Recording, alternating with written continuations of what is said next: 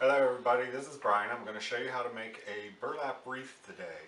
Now there's lots of instructions using this wire form. I don't particularly care for that. I prefer using the straw. It just feels a lot more sturdy to me, and your loops are not going to move the way we're going to make this. Now to start with, get your cheap burlap ribbon, preferably with the wire through it. And that's what we're going to wrap the wreath with. And I don't even take the plastic off the wreath. It just keeps the straw intact. And by wrapping it this way, it's going to hide the straw wreath.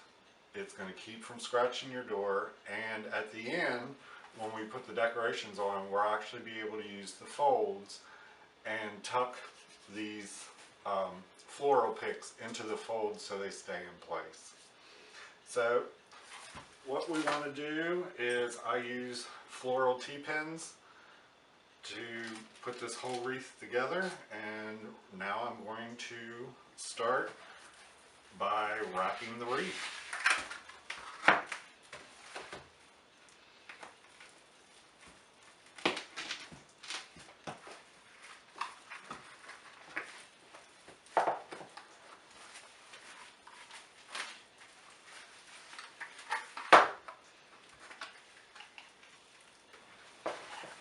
Okay, we got the wreath wrapped. You notice I put extra burlap. This is going to be around the top, just so it's a little bit more sturdy when you put it on the hanger in case you use a nail or something instead of a wreath hanger. And now we need to start making our loops. Now the way I make my wreath, these things are going to be big. They're going to be about 27 inches wide when they're completely finished. It is going to take about 20 yards of this fabric to make one wreath. That's not including any accent ribbon that we do. Now, using the same T-pin or floral pins, you want to take and kind of fold it in together. I'll do a close-up from this. Start on the back, push your pin through, and just slide it in. Your next loop, you're going to do the same thing. You're going to fold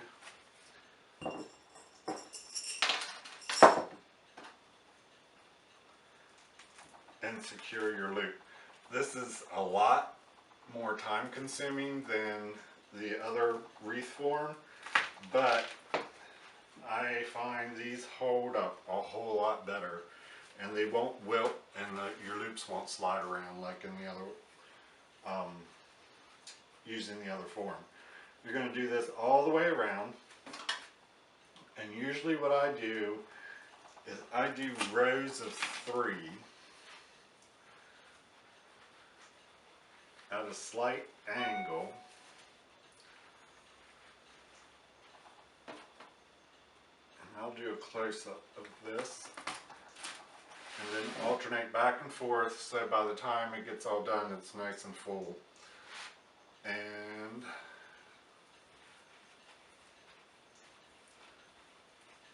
by folding this before you pin it, you notice your loops are a lot fuller and they'll stand up, especially if they're outside, because burlap will tend to wilt once it gets in the moisture, and this keeps them from looking pretty flat and pretty bad after they've been outside for a while.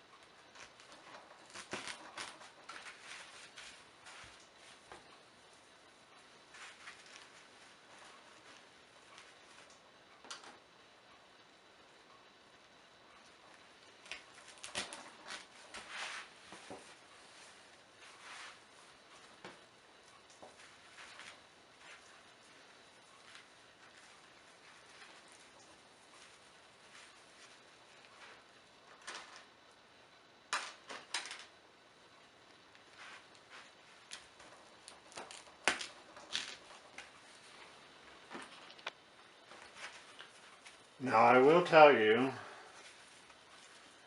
that these can be a little hard to be push these pins in, so you may want to use a thimble.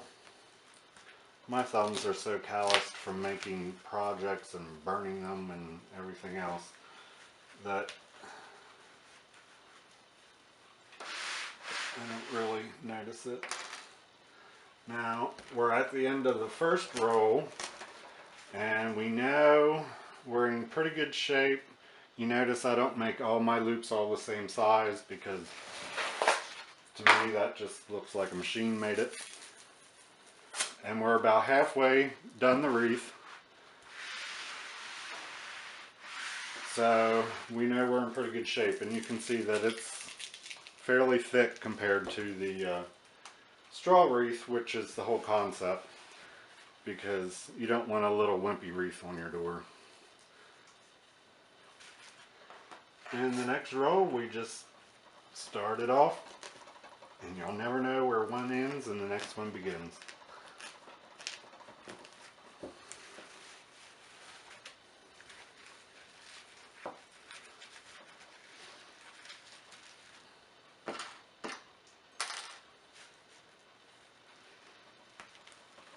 Now I have found that this particular type of burlap, I usually get it at Michael's. Michael's will put it on sale, like 50% off a roll, then I stock up. I've also found it at Walmart. I've never seen Walmart put it on sale. But when it's regular price at Michael's, it's about the same price at Walmart.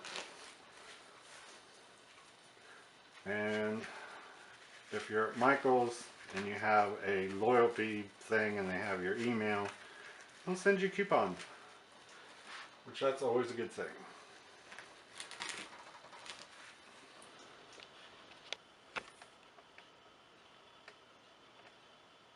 Now when you're finished, if you spaced everything out right, you'll get right back to where you started, right at the end of the second roll. You won't have to cut it, just pin it in. And now you're ready for your floral picks. Since it's fall, we're going to be doing fall picks, and we're going to do a fall colored accent ribbon. Alright, now we're ready to put our floral picks on here. Now, if you really wanted to, you could cut these all up in pieces since they're wire and actually put them into the straw base, and they would pretty much stay, especially if you're going to be putting your wreath inside. Since this one's actually going to be going outside, I prefer to keep the picks intact as much as possible and then just spread them around until I get them the way I like them. So I have two different kinds, and by the time we get done, it's going to look something like this. So first thing, I put these in before I put the accent ribbon in, because then I know how to space my accent ribbon according to the decoration. So now we're going to go ahead and put this into the wreath, and we can use our folds to hold these in.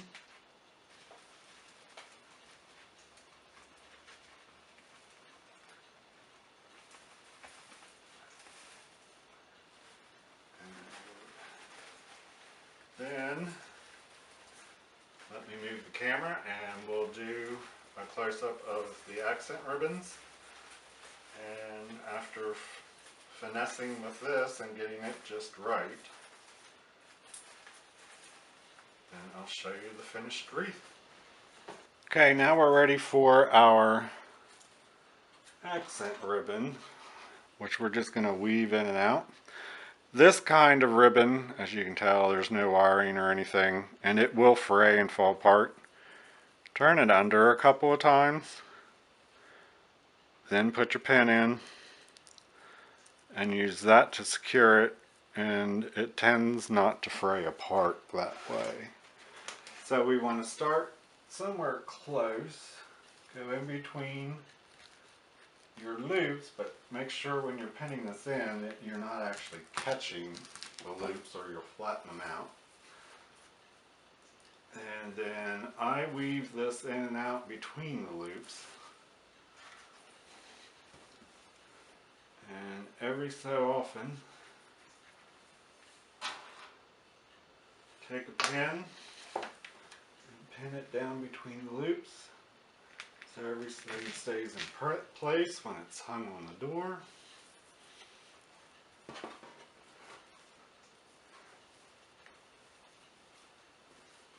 Just like everything else, finagle it to get it the way you like it.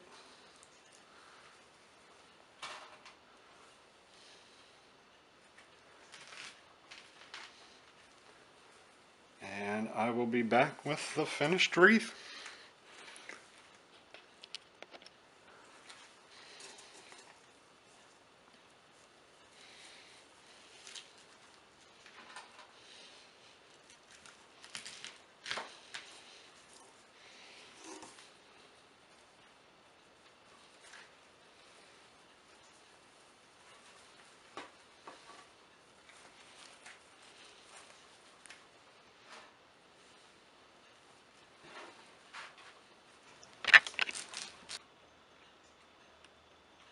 There's the finished wreath. I'll put it on the wall and take a picture so you have a better idea what it looks like and how big it is.